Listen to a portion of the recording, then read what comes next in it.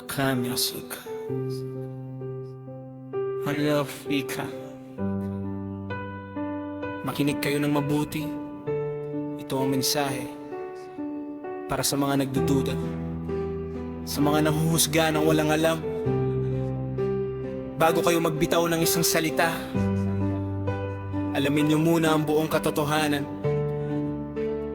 Dahil hindi lahat ng nakikita niyo ay totoo, at hindi lahat ng naririnig nyo ay tama. Kaya pakinggan nyo to ng buong puso. Tara. Ang kantang ito ay para sa inyo, sa mga hindi naniniwala sa akin, sa mga taong nanghuhusga ng walang basehan, walang sapat na alam.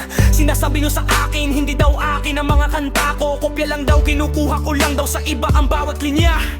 Pero pakinggan mo to ng mabuti, boy, pakinggan mo to ng maigi. Kung saan mo man iyon nakita, kung anong video man sinasabi mo. Kung mayroon kang nakitang katulad, huwag kang magsalita ng puro salita. I-screenshot mo, i-send mo sa akin, ipakita mo ang patunay para maniwala ako na totoo ang mga sinasabi mo.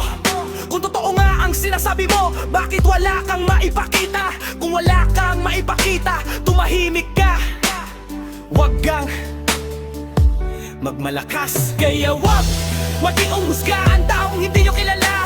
Huwag kayong magbitaw ng salita kung hindi nyo alam ang katotohanan. Naintindihan mo ba, bro? Malinaw ba sa inyo ang sinasabi ko? Ang dali-daling magsalita ng masama, pero ang hirap humingi ng tawad pag mali na pala.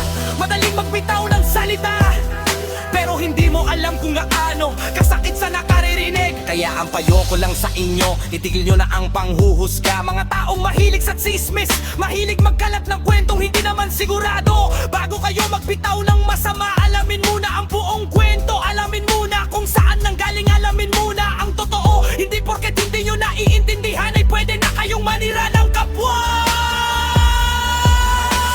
Kung meron kang nakitang katulad, patunayan mo, wag lang salita. Screenshot mo, isend mo sa akin para malaman natin kung totoo. Kung wala kang maipakita, manahimik ka na lang, bro, dahil ang dila mo ay mas matalas pa sa kutsilyo.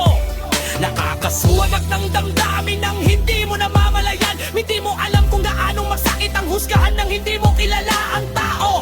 Huwag niyong husgahan ang hindi niyo kilala. Huwag niyong husgahan ang hindi nyo alam ang pinagdaanan.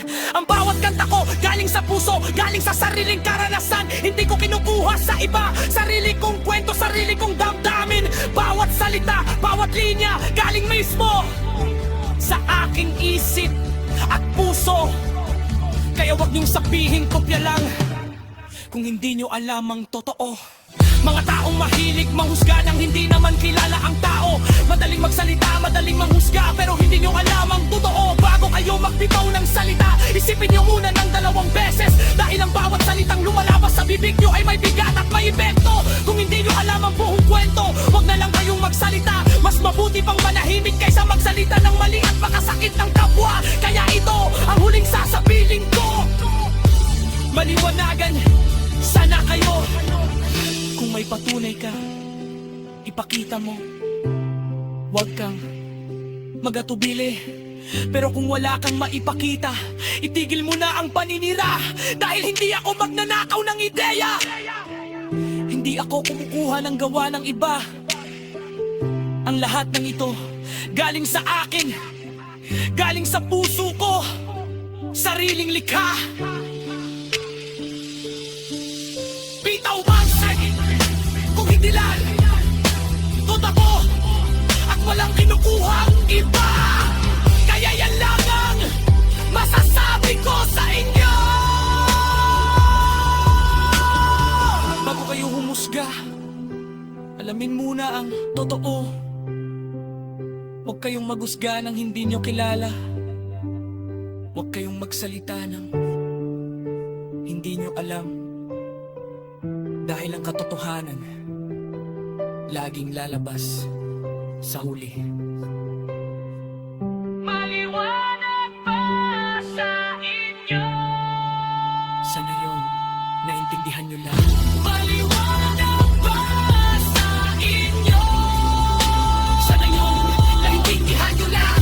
Maliwanag ba sa inyo? Sana yun, naintindihan nyo lang. Maliwanag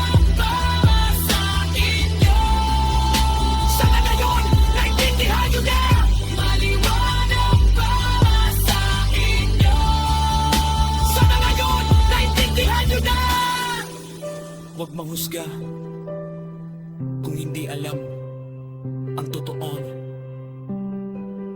Ito ang music. Tapat, totoo, at walang kinukuhang iba. Hal. Wanna big shit now?